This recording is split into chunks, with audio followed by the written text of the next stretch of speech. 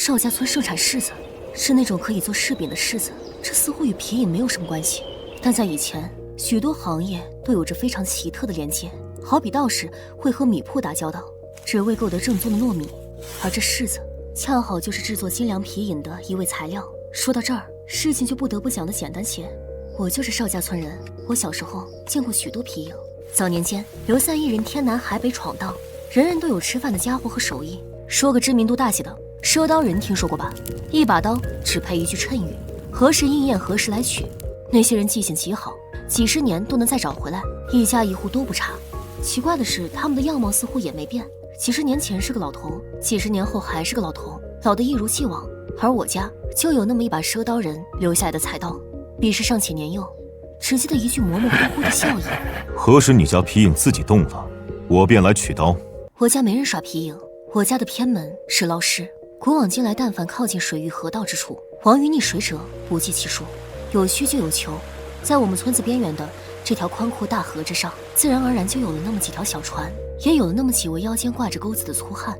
他们平日里和闲人一样，基本都聚在河边的小屋里喝酒打牌，唯一兴奋的时候就是来活了。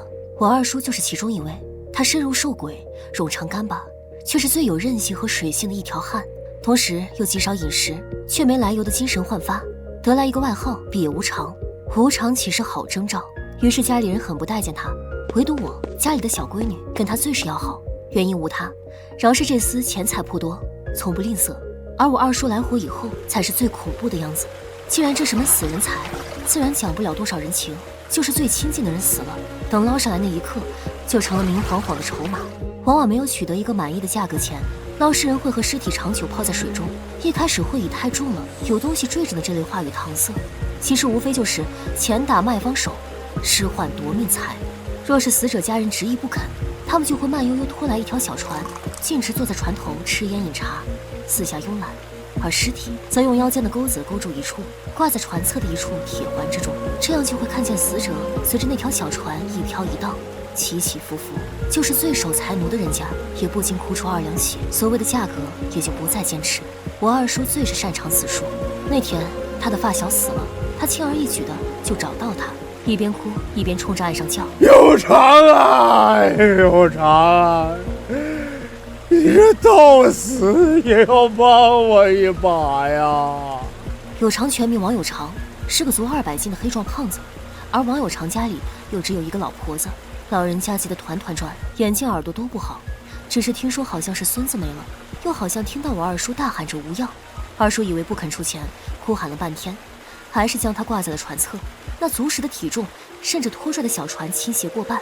那天我也在，只记得二叔没坚持多久，就恭恭敬敬地将王有常送上了岸。后来我问他，怎会轻易坏了规矩呢？按他们说的，这样一次以后都不会有人加钱了。那时候我二叔已然老矣，从瘪无常变成了快要见无常的年纪。他琢磨了半天，忽然一下年轻起来。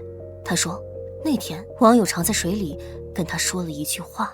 王有常何曾是个好东西，他偷鸡摸狗不说，最要命的是刨坟。虽说这死人财我二叔也干，但现死的和已死的很难相提并论，虽然都是缺德到家的行当。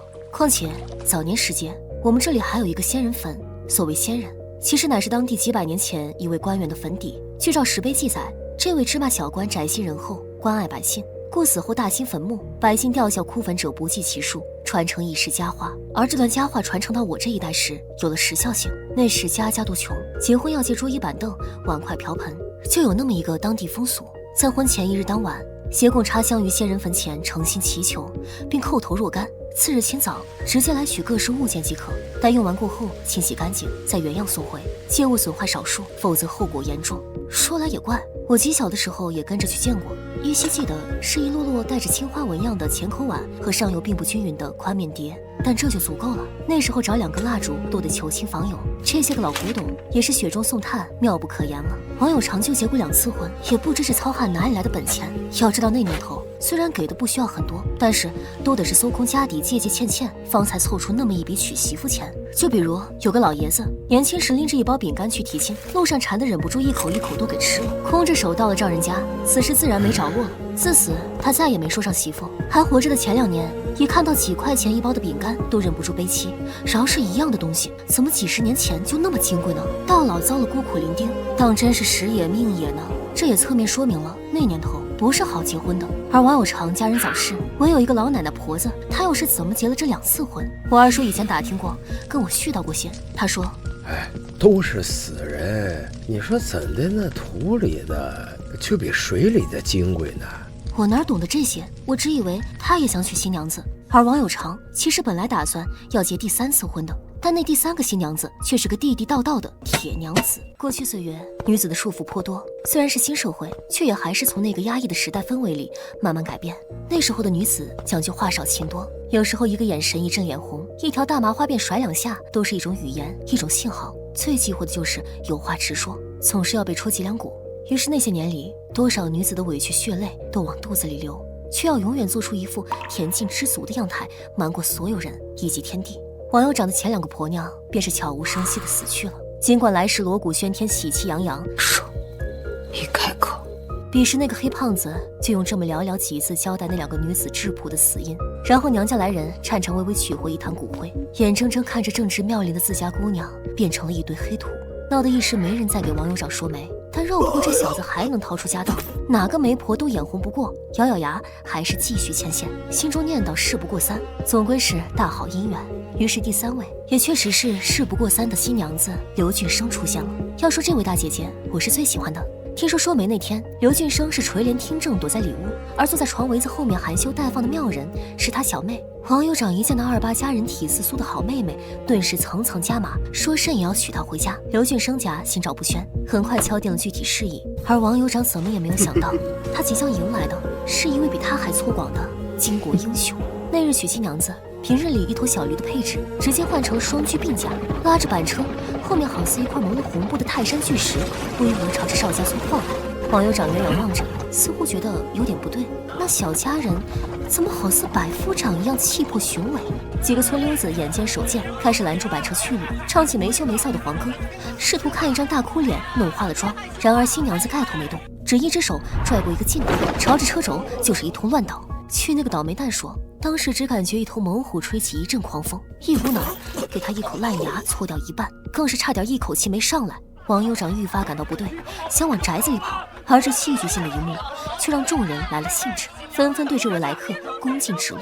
新娘子到了村口，听着阵阵言语，径直朝着王有长家走去。他家那扇老旧蓝门歪歪斜斜对在一起，新娘子一掌推翻，顺势拎起地面上一个瓦罐，朝着灵柩的位置砸了过去，当时还骂着什么粗口。只记得没多久，王有长跟着他从屋里出来，脸色殷红，神色喜悦，招呼众人证婚吃席。新娘子更是自来熟的像个女主人，好像她才是娶老婆那一个。如此，王有长的姻缘路就停在了这里。然而他的生命也迎来了转折。刘俊生算条好汉，虽是身姿雄伟，面容峥嵘，却是不折不扣的公道人，做起事来也是一个顶俩。说来也怪，他明明一个看着比谁都糙的铁罗汉，却是最会描龙画凤、落笔生花的巧手闺阁。很快他就在邵家村站住脚，且具有唯一的解释权。通俗来说，你讲理他也讲理，你不讲理他更不讲理，你有理讲理，他能让你承认自己没理。他最喜欢的还是我们这些小孩子。还记得我之前说过的邵家村特产的柿子吗？每当秋风渐起，树上就开始挂满红彤彤粉透透的好柿子。我趁机偷上几个，找刘俊生拿一张挂历纸求他画画。那时候没有什么新奇光景，问画啥呢，我就说孙猴或是林黛玉、薛宝钗这些电视上还能瞥见的形象。刘俊生说好，找出瓶墨汁就开始涂。他的作画工具并不确定，有时候一根木柴，有时候捏作发梢，但效果总是很好，往往把那些古典美人画得惟妙惟肖。我搞不懂他是如此成了这副反差极大的样子。而那时候又总能碰见我二叔和他出现在一起。说回来，那时候发死人财的多半还是谈不上媳妇的。虽说家底虽有，但社会风气在那儿，谁也不想把闺女送到一个总是和死人打交道的无常手里。他俩往往出现在只有我才会瞎跑到的犄角旮旯，例如桥洞子底下的坑里，田野尽头的烟囱上，亦或者某一家人隐藏极好的地窖中，也就基本上只有我知道。也好在他俩对我没啥遮遮掩掩，一个给钱，一个塞话，许多事也就烂在肚子里了，何苦找不自在在？这甚至让我更有兴趣，简直是无趣生活中的奇遇与宝箱啊！但后来我唯一一次见到刘俊生失控，是在他爸爸来看他那天。后来也是听二叔说，刘俊生有2个爸爸，一个常年在外不知去向，一个扎根乡村从不远行。而那个常年在外的真爸爸，那日便来了。那当真是凄惨无比的画面。只见一个干瘪邋遢的老头，瞪着一双浑浊发毛的眼睛，直勾勾站在邵家村口，像一截风吹日晒的老木头。而他的手里各自牵着2个破娃娃。我从未见过这样的同龄人，没了眼，没了手，没了头皮，没了唇齿。乍一看还以为是几捆稻草扎成了一堆烂肉，村里人好似见了鬼般避开那儿。唯有我二叔不避讳，甚至还上前搭话，也方才知道这是刘俊生的亲爹。后来二叔告诉我，这叫采生折割，残忍至极，把拐来的健康孩童一步步致残弄残，再不断打骂虐待，逐渐升级，最终就变成了这副鬼样子，变成了只会跟着走的活肉怪物。况且每一步的变态行径都极大概率致死，所以当你看到了2个，其实是20个。而当刘俊生被村里人叫出来时，他一看到那2个破娃娃和厉老头，顿时发出一声长啸，不管不顾就胡乱跑。那老头也不曾追赶，只是继续询问他到底嫁给了谁家。旁人也不敢回他，还是我二叔给他指明了路。那时候我依稀记得，我二叔脸上挂着一种幸灾乐祸的神情。那老头便牵着2个不断发出异语怪声的娃娃，晃悠悠朝着王有常家走去。天色暗了，王有常也还没回来，刘俊生也不知道跑到哪里去。只见他们家中还飘起了炊烟，而真正让人恐惧的，其实是那2个残缺不全的娃娃。白日里看着呆呆傻傻的，没想到夜色一沉，他们俩竟靠着独眼残肢的身子，开始在村子里游荡。因为个头小，就那么飘飘忽忽的出现在各个角落，甚至自己个儿的家中。那时候可没路灯啊，家里的灯也是轻易不开的，整个村子都是朦朦胧胧、黑沉沉的一片。你在路上碰到个人，唯一可以有辨识度的是声音。于是这2个小鬼似的东西东一榔头西一棒槌的冒出头来。当你好奇的凑近了看，才发觉是那个什么都缺少一半的破娃娃。有人或许好奇，那不是有狗吗？诚然，那时候的警戒还真就是家家户户的狗，但是那一夜也出奇，没有任何一只狗出声。他们也一同潜伏进了这黑夜里。要知道，在漆黑一片里，只有装成漆黑的一部分才是最安全。邪了门了，这些畜生都精得很。而在村子里接二连三此起彼伏地发出各种惊呼喊叫后，我慌慌张张地跑进了隔壁家的地窖中。我觉得这儿反而更安全。你想，人一般都在家中，那么若是有东西找你，哪里还会去别的地方？就当我沾沾自喜时，忽而察觉身边有个不断蠕动的东西，它凑过来，扑出一股臭气，它在呼吸。摸摸眼，空荡荡；摸摸手，光秃秃；摸摸鼻子2个洞；摸摸耳朵，滑溜溜。我身上的汗毛顿时开始炸起来，这就该是那只剩一半的破娃娃吧？它安安静静被我摸索着，随后感觉到那双手开始颤抖，接着移开。我不知道黑暗中那到底是个什么样子，但已经被吓得动弹不得，缓缓往后蜷缩。他伸手过来摸我了，他用那只剩1只手指还不全的手来摸我了。他好像只剩3根手指，像3条蟒蛇探来，先是触碰到我的肩膀，随后确认似的捏了捏，开始向上。他又摸到了我的耳朵，用指尖刮了刮耳廓。他又碰到我的脸颊，轻轻抚摸而过。最后他摸到了我的羊角辫，发出一声类似“咦”的低哝。他抓住我的小辫子，像是笑又像是哭的抽搐起来。我仍行将就木的呆愣在那儿。说到底，我们本是一样的，但他缺少了好多。不知过了多久，他那股诡异的动静缓缓收住，整个身子向我靠近进来，然后倚靠在一侧，安静下来。他持续固执地发出一种类似鼓风箱的声音，像是气。多年以后我才知道，原来他是在叫我姐姐。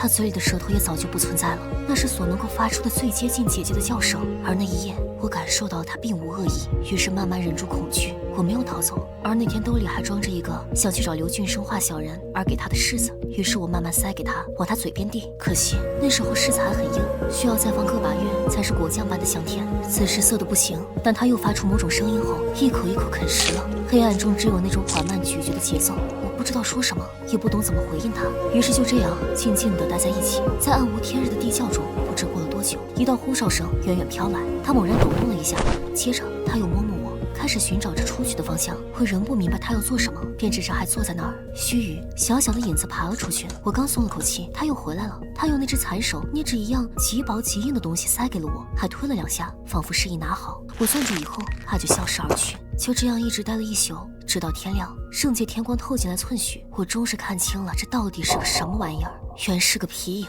从那一天，刘俊生和那老头以及2个娃娃都消失了。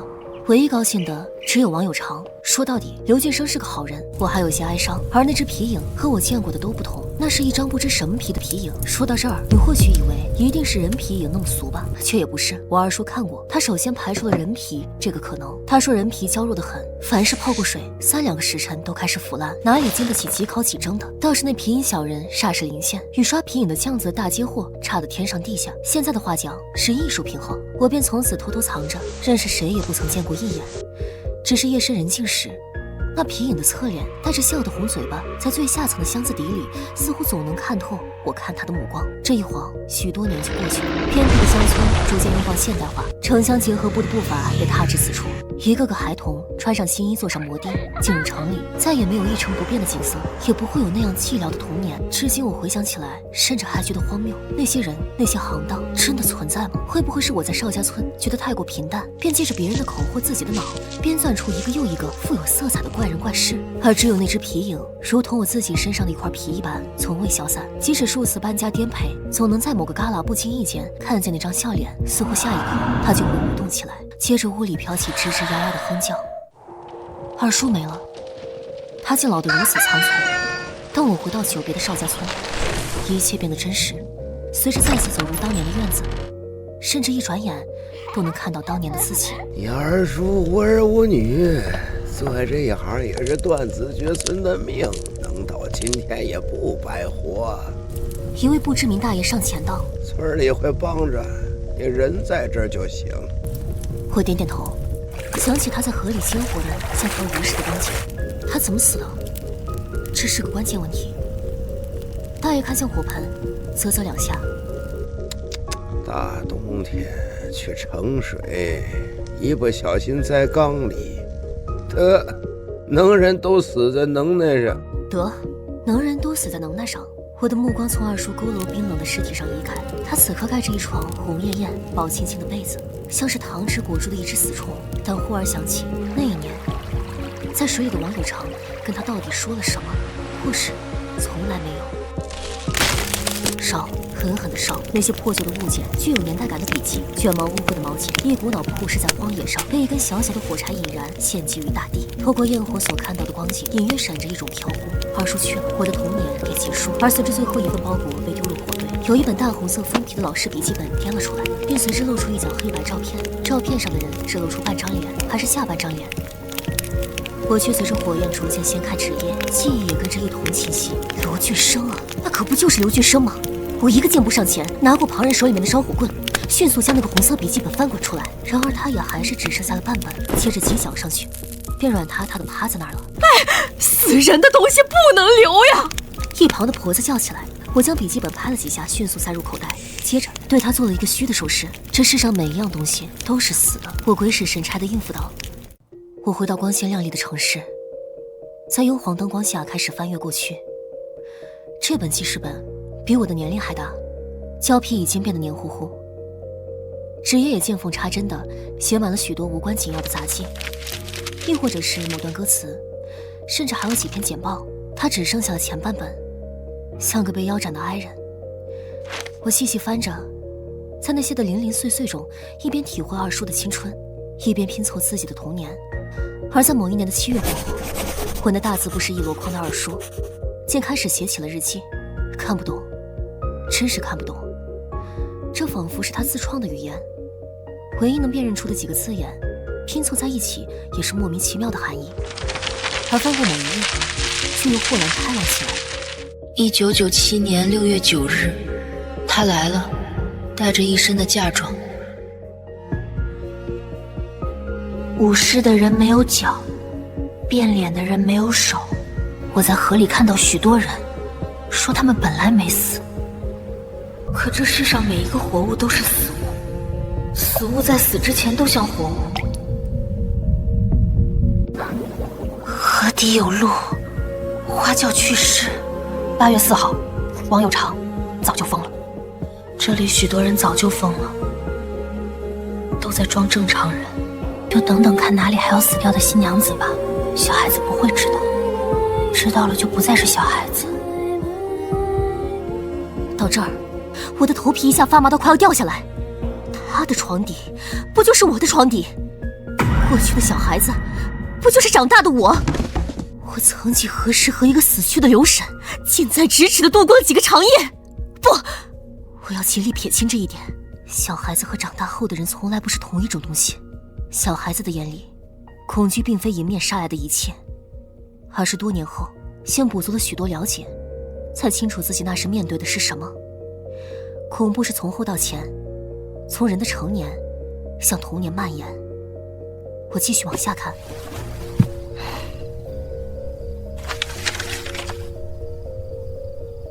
王酋长的确是个畜生，我说我帮你弄死他，他说不用，一切活物在死之前都像活的。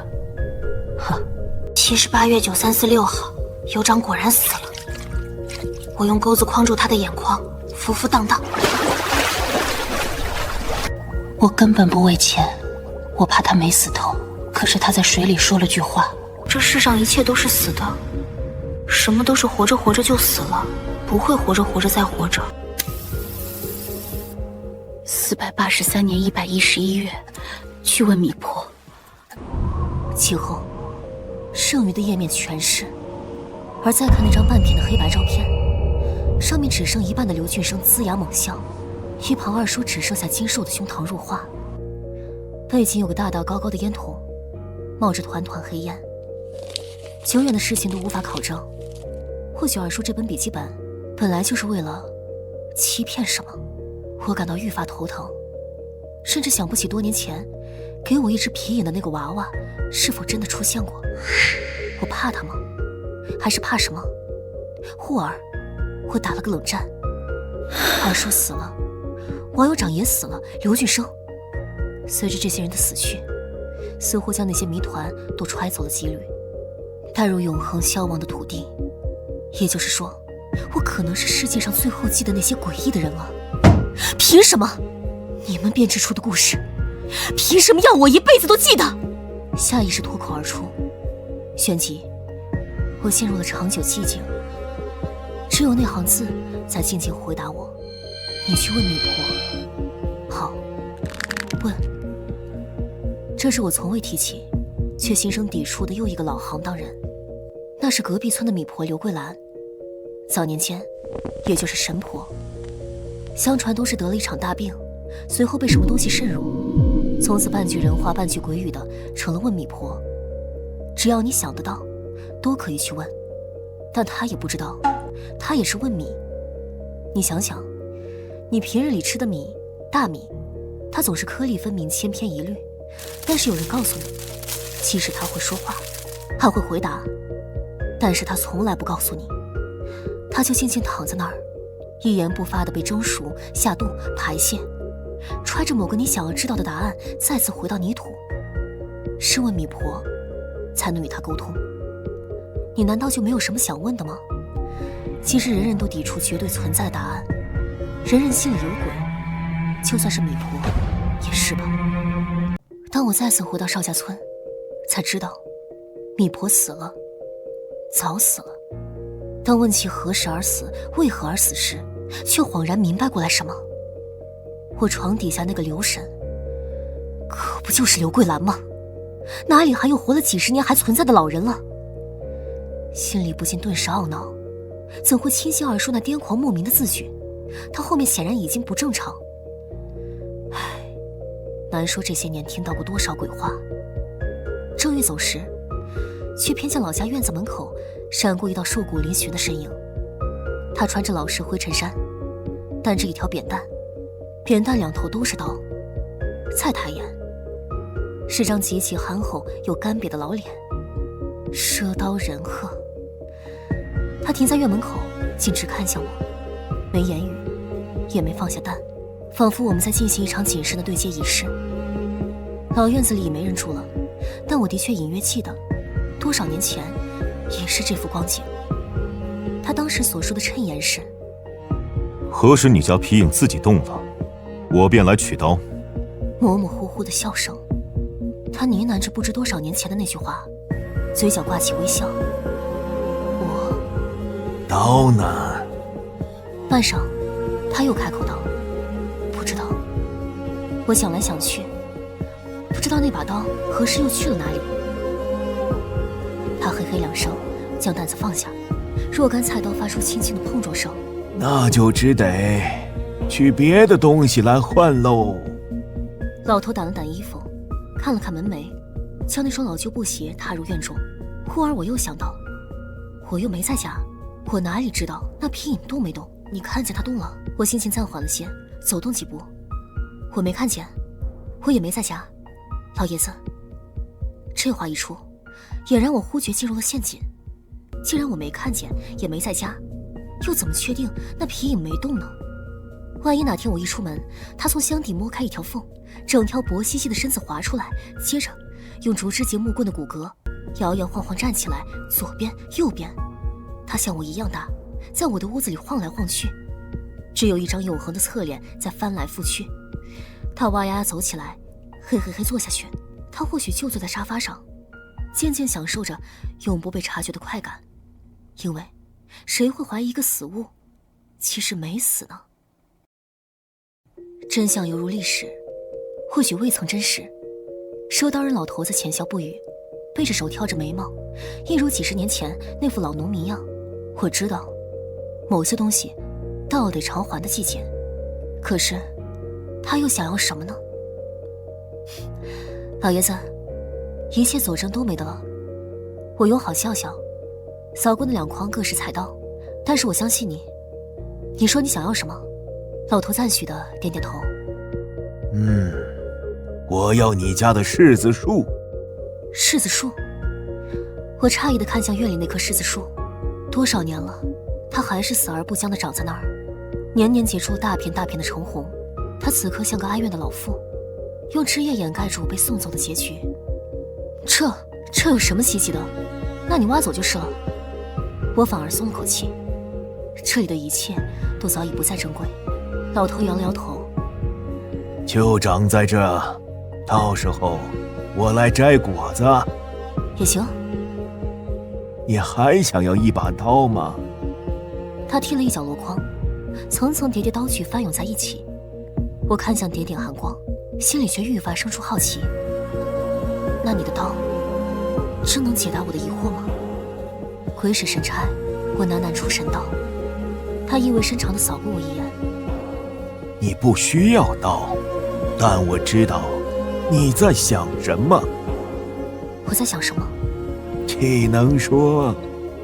他挑起扁担，扛在肩上，旋即踏步走出几步，回头望着那棵柿子树，又盯着我。往东走，不回头，一生一世点灯油。他似唱非唱地哼着，走入未来。这是警告还是暗示？而我的脚步分明不听劝，开始急匆匆往东奔走，直到那座灰蒙蒙扎根在杂树丛中的东西渐渐明了，我的心里方咯噔一下。仙人坟。这会儿天也晚了，高高乱乱的树丛轻轻摇晃着，灌木丛中闪过许多只小虫的眼睛，滴溜滴溜地看你那儿。它们摇摆着1000只脚，拨开同类或异类的1000只脚，要到那泰山顶上一轻松，毛扎扎，毛扎扎。什么东西爬上了脖子？密密麻，密密麻，又是谁在叫我名字？正当我与这一切融为一体时，忽而发现，那坟头的一块砖撤开了，一个黏糊糊的东西爬了出来。看着已经长大的他，我心里一阵感慨，真不知一下子过去了多少年月。探奏嘴边的爬虫，我对他招招手：“别怕，我是刘俊生。”再念一遍：刘俊生。他呆在那儿，不知所措，像是在记忆黑海中打捞曾经的我。我靠近他，拿出一张张黄纸画的小人。乖娃娃，你看，你不是最喜欢这些吗？他盯着我苍老油腻的脸，瞠目结舌道：“这些年，你一直待在仙人坟里。”不错，我告诉他，这些年来多风雨，唯有死人保平安。而此时山里又传来一阵阵的怪叫，似是有什么在吞噬什么。快进来！不由分说，我将他拖进墓室。潮湿、逼仄、安稳，我的眼睛在黑暗中闪亮无比。我兴奋地拉着他的手，嗅着年轻女孩的气息。外面全是人骗人，人杀人，还是这里好，这里好。我喃喃着，不知笑没笑。他沉默许久，伸出手摸了摸我的轮廓。罗俊生，那些年到底发生了什么？我的脸一下垮下来，那是我都不愿承认的回忆。有什么好讲的？告诉我吧。他又说道。好，好，好。我冷笑着，心想，要把你吓死。阴暗洞穴中冒出一声叹息，盖住些许窸窸窣窣的脚步声。10年，我和你一样，还是个小姑娘的时候，我爹也就是个死老头子，就会拐些呆呆傻傻的小孩来。他要做什么，你应该还记得。我开始道来。财生折歌，他试探道。对，实不存疑。我看着那些小孩一个个哀嚎啊，最后只能活下来最顽强的1、2个，他们都不算人了。总是一侧脸，你能看到他许许多多裸露的牙齿。我心有余悸道，于是后来哪怕是王有常那种浑人，我也愿意嫁过去。不然等他啥时候回来，我还要看着一个个的娃娃变成怪物，一个个永远无法长大。他静静听着，我继续沉吟。后来我认识了你二叔，也发现了王有常到底从哪里掏出来的家底。他的家底其实是坟底呀。坟底？他问。对的，王有常一直在刨坟。他娶了前2个婆娘，就是为了找着人家的祖坟，白天埋进去，晚上挖出来。他低吸了一口冷气，我得意地笑笑。也就是我，刘俊生，无恙。我为什么待在这里呢？便是有一次尾随着他，看到了里面的乾坤世界，真好。那时候还有各种各样的陪葬，什么花的、彩的、瓷的、釉的，可全了。他扫过黑暗，有些诧异，这当然都没了，都被那个败家子给偷走了。我哀叹一声，就只给我留下。我指着角落里2只笑吟吟的童男童女唏嘘，就只给我留下这俩呀，几百年了还在那儿笑。他惊呼一声，身子陡然站立。我伸手安抚他，没事儿，都过去了。死人比活人可靠。为什么赊刀人要我家的柿子树？半晌，他徐徐开口。我迟滞片刻，想起来，柿子是一味做皮影的材料，不是用柿子本身，要让那块活皮子吃上1年的柿子，它的皮呀，就变得晶莹剔透，极好宰割。等等，那是人皮？是人皮，但人还活着。看他惊恐的语气，我反而得意起来。你真是孤陋寡闻。那残缺的小孩剥掉的皮，不就是拿去做皮影了吗？我哈哈大笑，指着漆黑的墓室，这还是老祖宗传下来的法子。这他娘的什么仙人坟，就是死人堆，死人堆！他为什么骗我？他骗我！女孩嘶吼起来，我露出老成的赞叹。谁让你二叔是真的中意我呀？他可真是个好男人，愣是真把这个女孩从10几年后给我送来了。我伸手堵住入口，墓室顷刻全黑。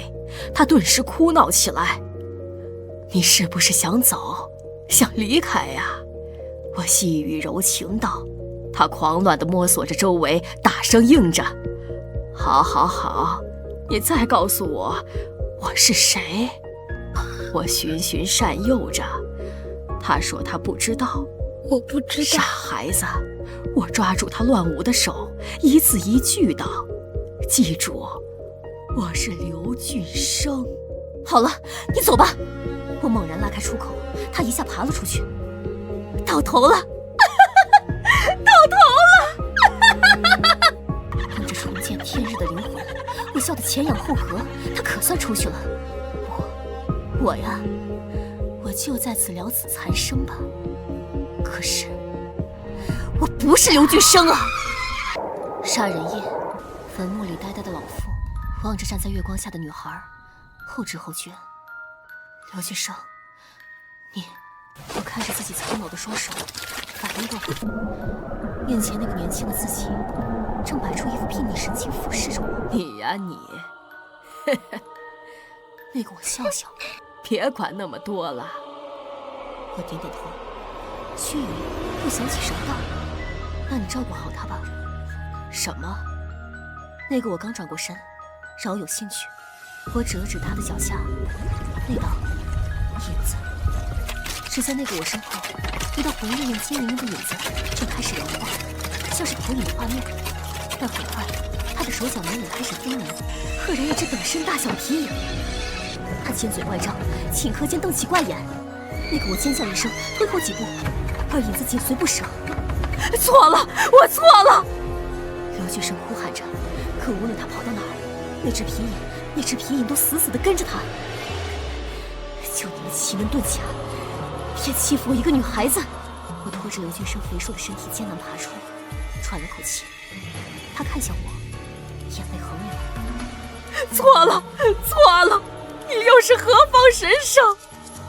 我冷笑几声，哼，我本来也忘了，我是姬童啊。姬童，姬童。刘俊生喃喃念着，脚下不停，忽而怪叫一声，栽倒在地，和那只皮影贴在一起。姑奶奶！他发出一声嚎叫，旋即我也跟着一阵眩晕，再清醒，已然恢复到自己身。我望着眼前死去的刘俊生，叹了口气。有些事本来都想忘记，却每个人都想提起。比如我早就发现刘婶在我床底，所以我们家的柿子树结得那么好，都是因为下面有东西。摸了摸后背，不知何时，那只皮影站在了衬衣外侧，如一道护身符，还带着些许温暖。想起多年前那个叫我姐姐的声音，不禁悲从心来。这世间的活物都是死的。我摸出打火机，将它点燃。小野，我轻轻说着，松开手。这时，落向地面的皮影诡异地立在了那儿，用那几节木棍撑住了身躯。随着火苗填实，竟缓慢卷曲出了某种怪异的动作。皮影自己动了。对呀，这不就是皮影自己动了？而身后，由远及近传来一阵阵铁器碰撞声。我紧回头，又看到了蛇刀人。他不慌不忙，挑着扁担，缓缓走来。趁言应言，我来取刀。他淡淡说，眉宇间却是凝固的淡然。你不是？我诧异地看着他。蛇刀人想了想，笑了。那是我的孪生弟弟，一个疯子。我僵在原地，看着那道挑着扁担的身影，一步步走进月光，斜斜切在他脸上。那只燃着的皮影还立在地上，像是在死死盯着走近的蛇刀人。我下意识后退半步，脚踢到了坟边的碎砖，发出闷响。你不是方才那个老爷子？我开口，声音带着难以掩饰的颤抖。蛇刀人停在离我3步远的地方，放下扁担，他弯腰捡起那只还在燃烧的皮影，另一只手挥了挥，竟将火苗扇灭了。那皮影被烧得焦黑了半边。他是我孪生弟弟，一个守着谶言疯了一辈子的人。蛇刀人的声音比之前那个老头粗哑些。我们兄弟俩守着赊刀的规矩，活了一辈子。他守着字面上的谶言，我守着骨子里的规矩。我看着他手里的皮影，又看了看地上躺着的刘俊生的尸体，忽然想起二叔笔记本里那些颠三倒四的字，想起那个叫我姐姐的破娃娃，想起邵家村的柿子树，那谶言到底是什么意思？皮影自己动了，你取刀，可那把刀早就丢了。你们到底要什么？赊刀人将烧得半残的皮影递到我面前，我迟疑着接过指尖触到皮影的皮子，竟还是温得像是还带着人的体温。邵家村的柿子，皮影的皮子，捞尸人的钩子，抱坟人的手踩生折割的娃娃，问米婆的米，还有赊刀人的刀，从来都不是单独的行当。他蹲下身，指着先人坟的入口，那处被撤开的砖还歪在一旁，里面黑漆漆的，透着一股潮湿的腐味。这先人坟哪里是什么芝麻小官的坟，是100年前皮影匠的种。我愣在原地，脑子里轰然一响，100年前的皮影匠，那所谓的先人竟是做皮影的。100年前，邵家村出了个最厉害的皮影匠，姓邵，是你的祖上。赊刀人的声音缓缓传来，像是在讲一个尘封了许久的故事。那二叔呢？他是捞尸人，为什么会和这些事扯上关系？他笔记本里写的花轿取尸，河底有路，又是什么意思？赊刀人捡起扁担，挑在肩上，筐里的刀又响了。你二叔是个聪明人，他早就知道了邵家村的秘密。他捞尸，不只捞活人的尸，还捞河底的皮影。邵皮影匠临死前将不少皮影丢进了河里，那些皮影用活人的皮做的，泡在河里100年，竟成了河底的活物。你二叔捞上来，藏在柿子树下，用柿子养着，想护住邵家的根。他说着，转身就要走，扁担上的刀声渐渐远了。我看着他的背影，忽然想起那只立着的皮影，想起那个叫我姐姐的破娃娃，想起二叔临死前在井缸里的模样，想起刘俊生最后哭喊着错了的样子，忍不住大喊：那我呢？我是邵家最后一个人，我该守着什么？赊刀人的脚步顿住，没有回头，只留下一句话：散在风里，守着你的心，别让皮影活在你的身子里，别让邵家的阴德折在你手里。风卷着林子里的落叶，吹过先人坟，吹过地上的尸体，吹过我手里的半残皮影。我低头看着那皮影，他的手指动了动，像是在牵我的手。我忽然想起多年前在地窖里那个破娃娃塞给我这只皮影时的模样，想起他用3根手指捏着我的羊角辫，发出凄凄的声音叫我姐姐。原来他从来都不是什么采生折割的娃娃，他是邵皮影匠做的皮影，是用邵家先人的皮做的，是我的亲人。我将皮影揣进怀里，温温的触感贴在胸口，像是一颗跳动的心。我转身朝着邵家村的方向走去，林子里的虫鸣又响了起来，滴溜滴溜的，像是在看着我，看着邵家最后一个守着秘密的人。走到村口时，天快亮了，东方泛起了鱼肚白。邵家村的柿子树在晨光里红得像一团火。天光刺破夜色的那一刻，我踩着晨露走回了邵家村的老院子。院门虚掩着，推开门时发出吱呀一声响，像是沉睡了100年的老人忽然醒了过来。院子里的柿子树就立在正中央，枝丫上还挂着昨夜的露水，红彤彤的柿子坠在枝头，压得枝丫微微弯曲，晨光洒在柿子上，竟泛着一层淡淡的光晕，像是镀了一层金。我走到柿子树下，停下脚步，手抚上粗糙的树干，指尖触到树皮的纹路，竟像是触到了人的脉络，温温的，带着一丝跳动的感觉。赊刀人的话还在耳边绕着，邵家的根是人，是守着秘密的人，可这柿子树下藏着的又何止是秘密？二叔活着的时候，总喜欢坐在柿子树下的石凳上抽烟，抽的是自己卷的旱烟，烟圈飘在柿子树的枝叶间，散得很慢。那时候我总缠着他，问他捞尸的时候见过什么稀奇的东西。他总笑着揉我的头说，小孩子家家，别问那么多。可有时候喝多了酒，他会指着柿子树说，这树底下藏着邵家的魂。那时候我不懂，只当他是喝多了胡话。现在想来，他说的都是真的。我蹲下身，手指抠着柿子树下的泥土，泥土是松软的，带着柿子的香甜味。抠了没几下，指尖就触到了一块冰凉的东西，硬邦邦的，像是木头，又像是皮子。我心里一紧，加快了手上的动作，将泥土扒开，露出了一个黑漆漆的木匣子。匣子上刻着繁复的花纹，是邵家村特有的皮影纹，刻的是一个女子，眉眼弯弯，侧脸带着笑，和我怀里的那只皮影有7分像。这应该就是二叔藏东西的匣子。我伸手轻轻将木匣子抱出来，匣子不算重，却透着一股沉甸甸的感觉，像是装着千金的秘密。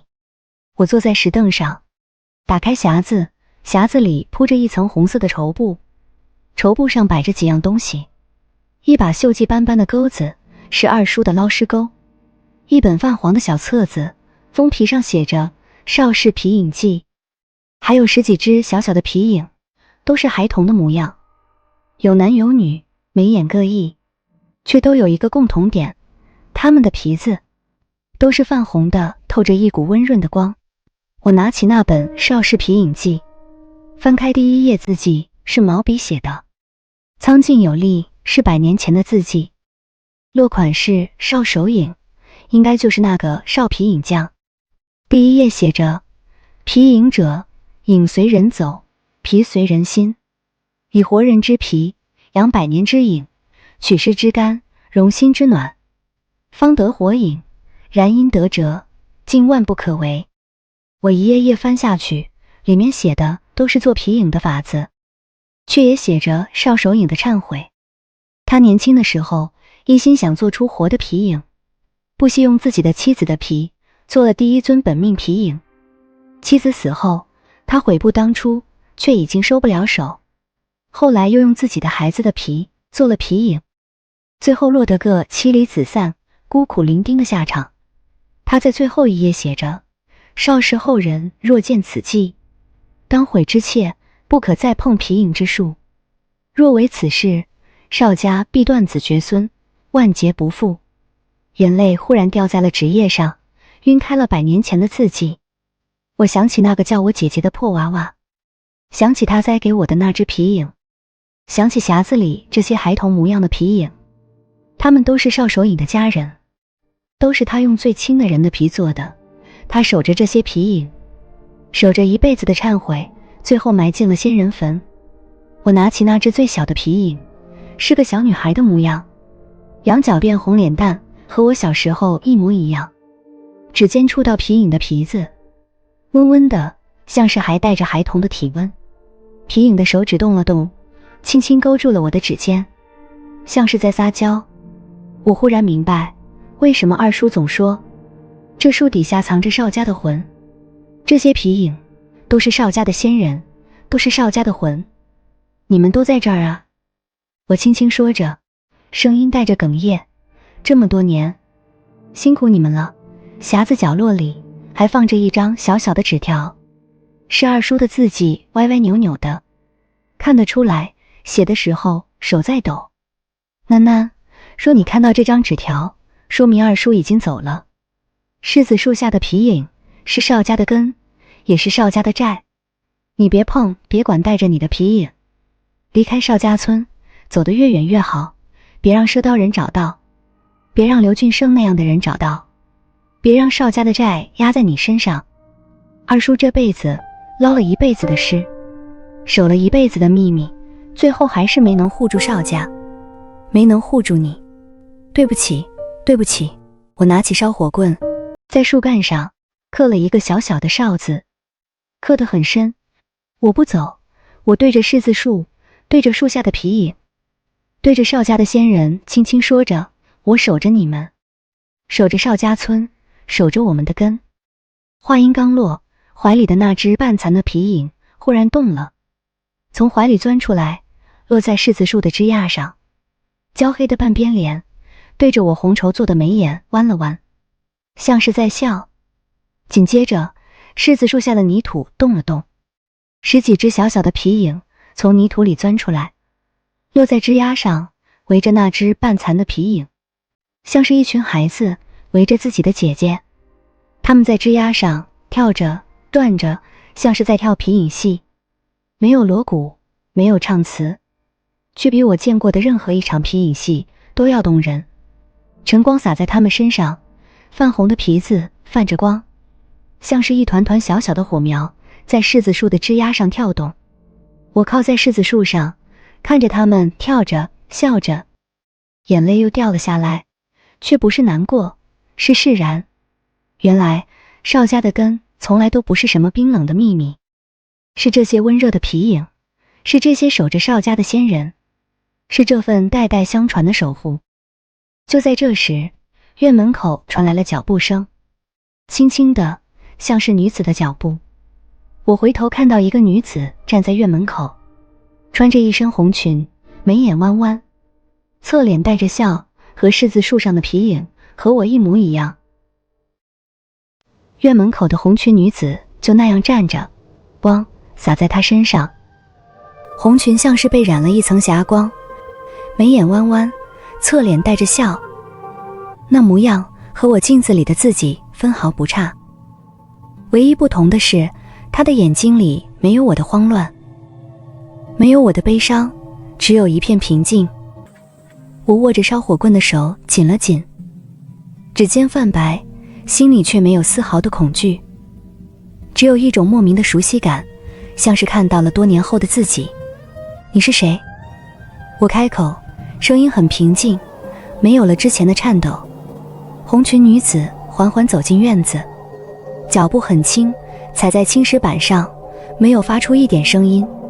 她走到柿子树下，停下脚步，抬头看着枝桠上跳着的皮影，那些小小的皮影像是看到了她，低着头，像是在行礼。我是邵家的本命皮影。她开口，声音软软的，和我的声音一模一样。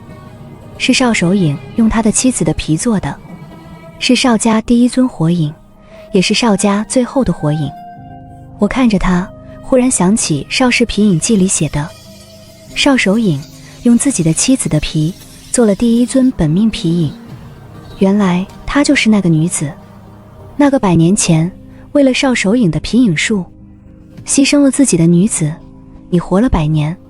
是。红裙女子点点头，转头看向我，眉眼弯弯。我活了100年，守着邵家的秘密。你二叔活着的时候，我就守着他，看着他捞尸。现在他走了，我就守着你。我放下烧火棍，靠在柿子树上，看着他。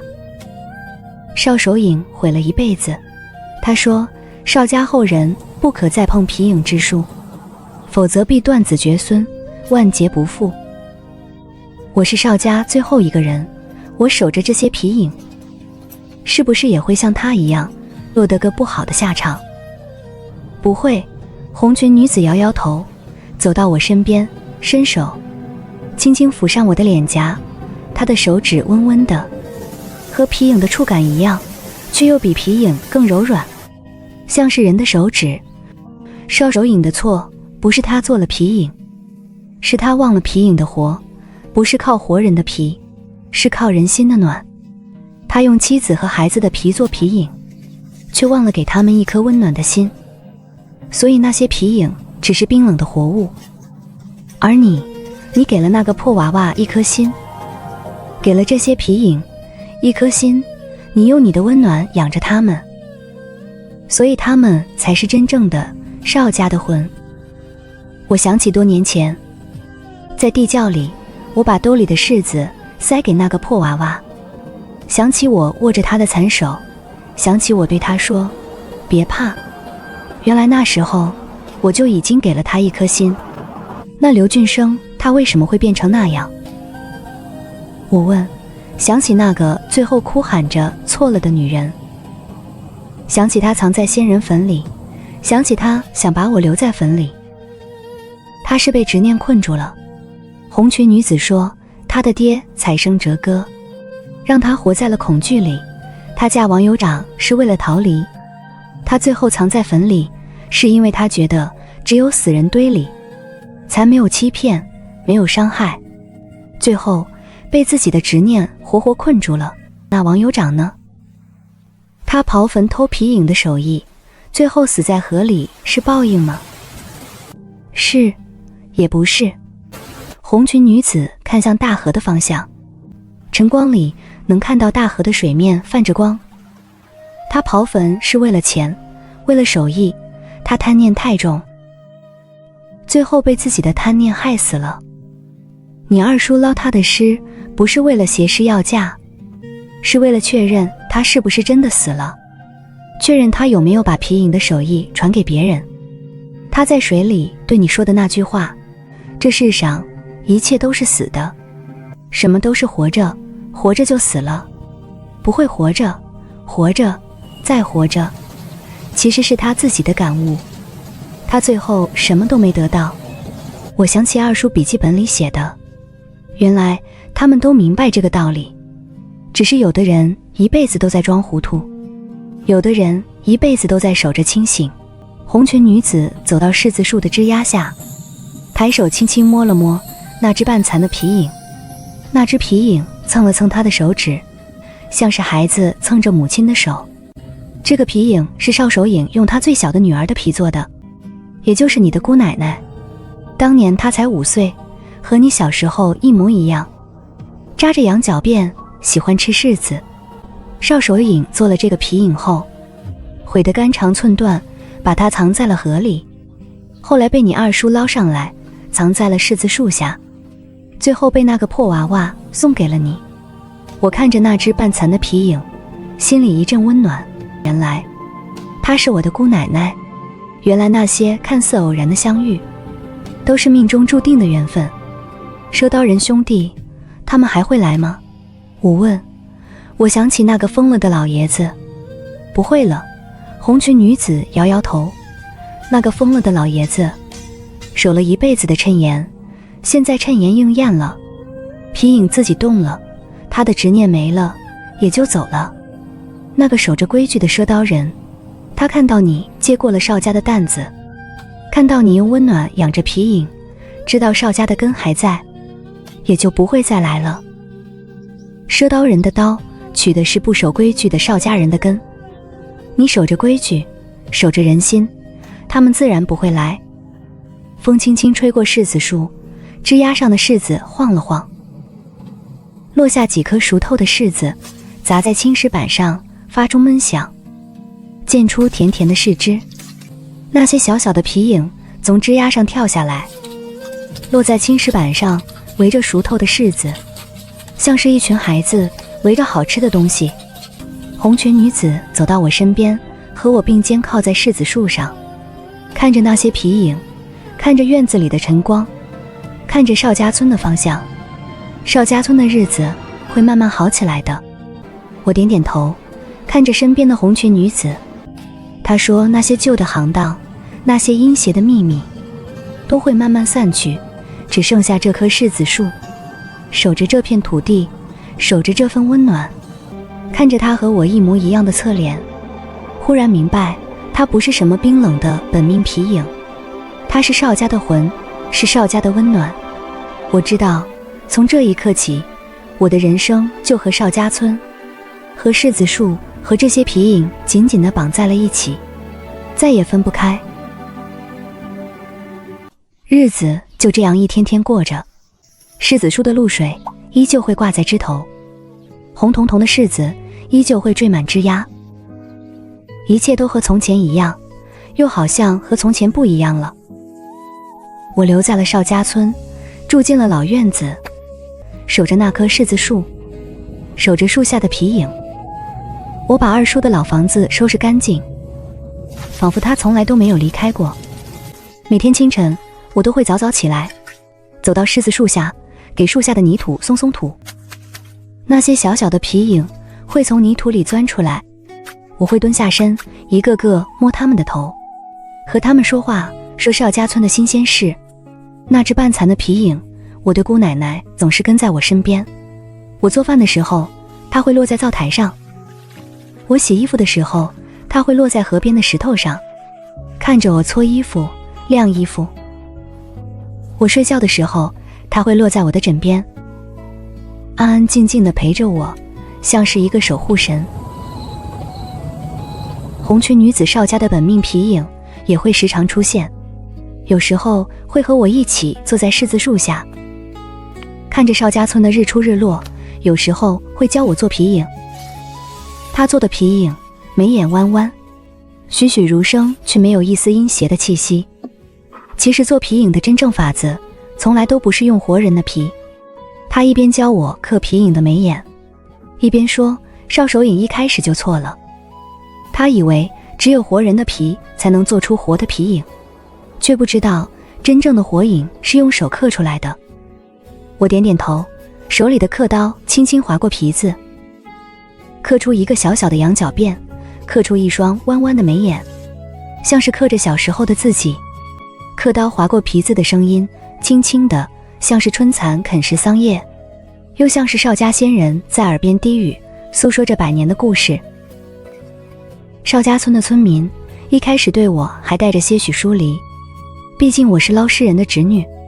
但日子久了，他们发现我只是一个普通的女孩子，会帮着村里的老人挑水做饭，会在柿子熟了的时候把熟透的柿子分给大家。慢慢的，他们也就接纳了我，把我当成了邵家村的一份子。村里的孩子总喜欢来我的老院子里玩，他们喜欢柿子树，喜欢枝丫上的皮影，喜欢看我和红裙女子做皮影。院子里的笑声好久都没有这么热闹过了。二叔活着的时候，院子里总是安安静静的，只有他的旱烟声和柿子树的风声。有一天，村里的一个老人拄着拐杖走到我的院子里，叹了口气，多少年了，邵家的院子终于又热闹起来了。你二叔这辈子活得太苦了，守着那么多秘密。我给老人倒了一杯热茶，递到他手里。二叔他是个好人，他守着邵家，守着我守了一辈子。老人喝了一口热茶，点点头，看着柿子树。邵家村的柿子树是邵家的树，也是全村人的树。当年邵守影种下这棵树的时候，就说过这棵树会护着邵家村，护着全村的人。这么多年，不管遇到什么灾荒，什么困难，这棵树都年年结果，从来都没有断过。原来他护着我们的不只是柿子，还有邵家的那份心，那份温暖。红裙女子走到我身边，轻轻拍了拍我的肩膀，眉眼弯弯，你看大家都懂了，都明白了。邵家的守护从来都不是一个人的事。我看着院子里的孩子，看着树下的老人，心里满满的都是温暖。原来守护从来都不是冰冷的坚持，而是温暖的陪伴。原来秘密从来都不是沉重的枷锁，而是珍贵的缘分。原来邵家的根从来都不是什么冰冷的皮影，而是一颗颗温暖的心，一颗颗紧紧相依的心。傍晚的时候，我会走到大河边上，看着大河的水面，看着夕阳洒在水面上，泛着金色的光。二叔曾经在这里捞了一辈子的尸。我会对着大河轻轻说一句，二叔，我很好，邵家村很好，柿子树很好，皮影也很好，你放心吧。风会把我的话吹向大河的深处，像是吹向二叔的身边，吹向那些河底的皮影，告诉他们邵家的后人守着邵家村，守着这份温暖，从来都没有忘记。夕阳落下，夜色渐浓，邵家村的灯火亮了起来。我走回老院子，打开院门，那些小小的皮影会飘过来，红裙女子会站在柿子树下等着我。我走进院子，关上院门，把夜色关在外面，把温暖留在里面。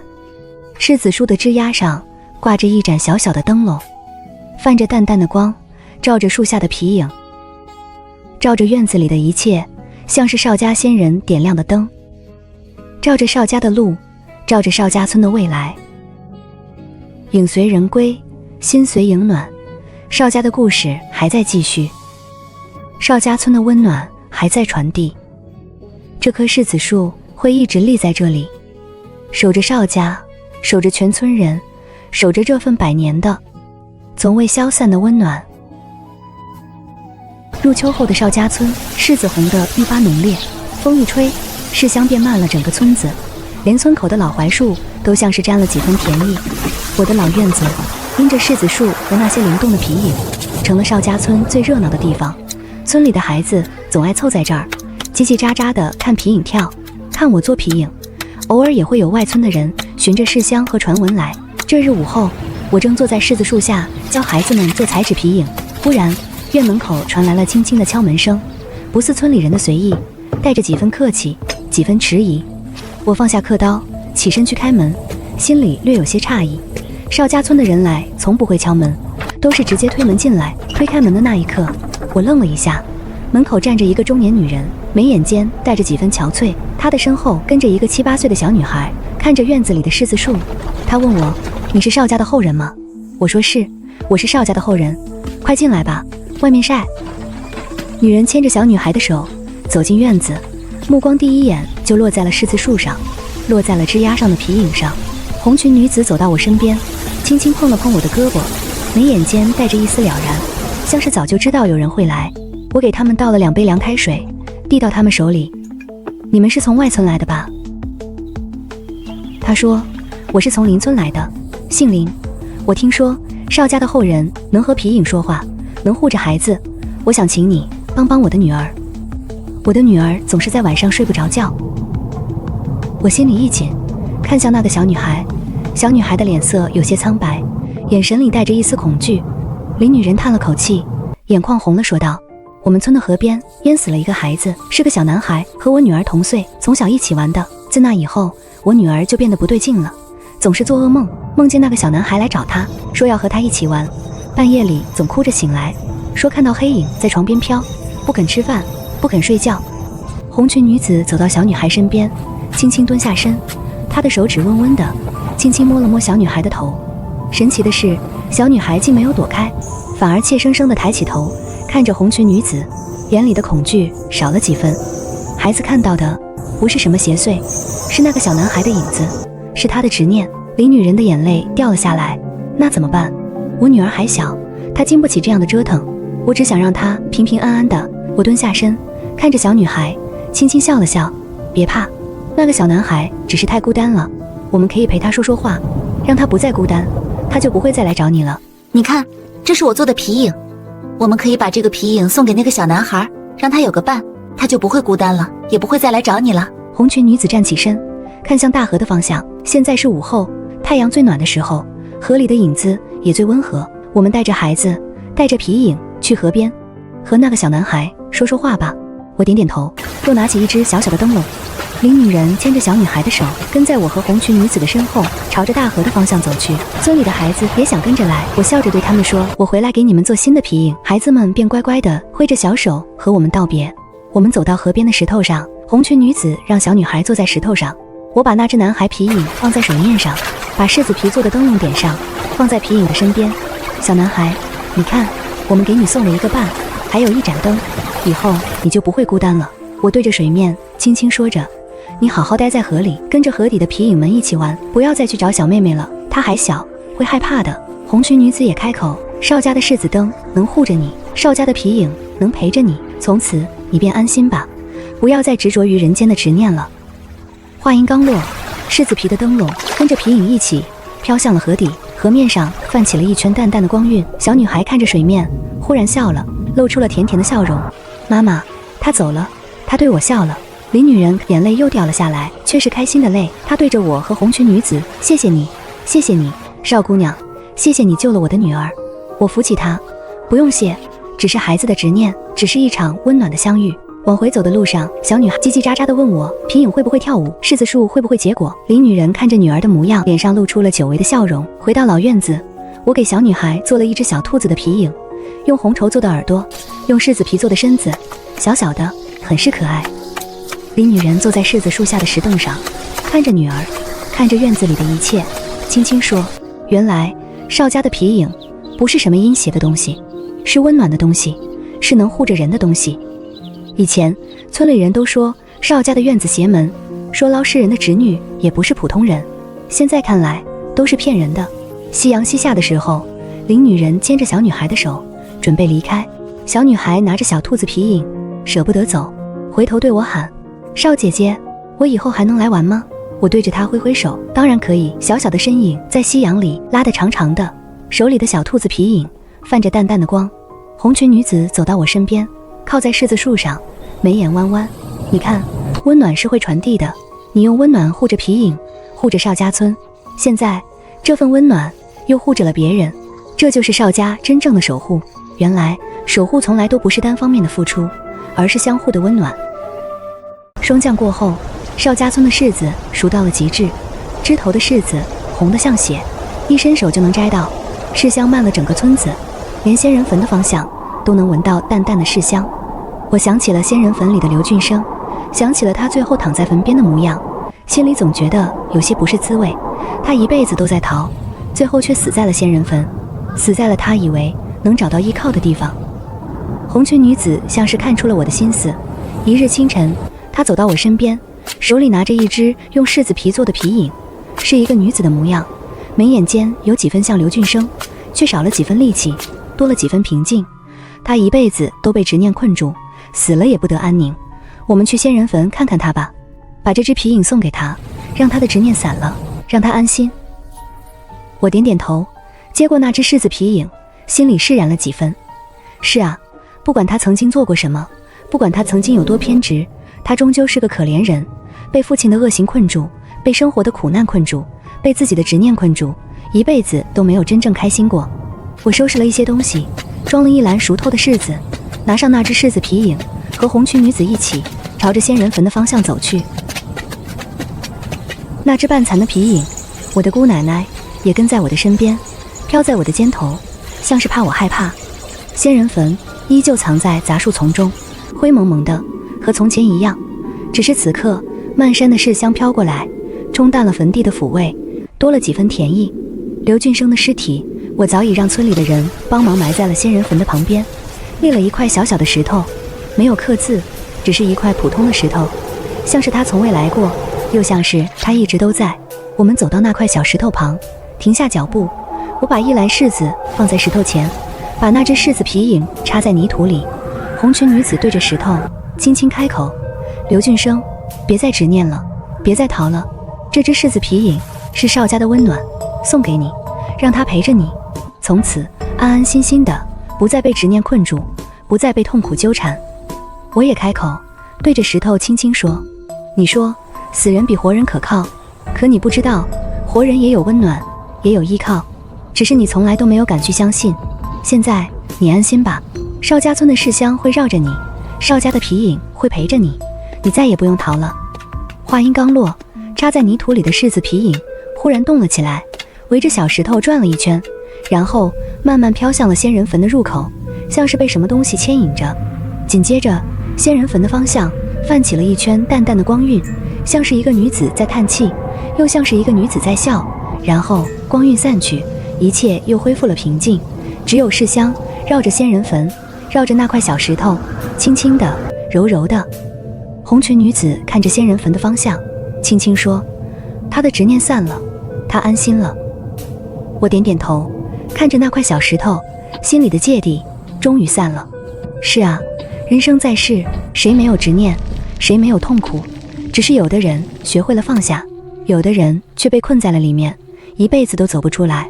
刘俊生的悲剧不是他一个人的错，是时代的错，是环境的错，是那些阴邪的行当毁了他的一生。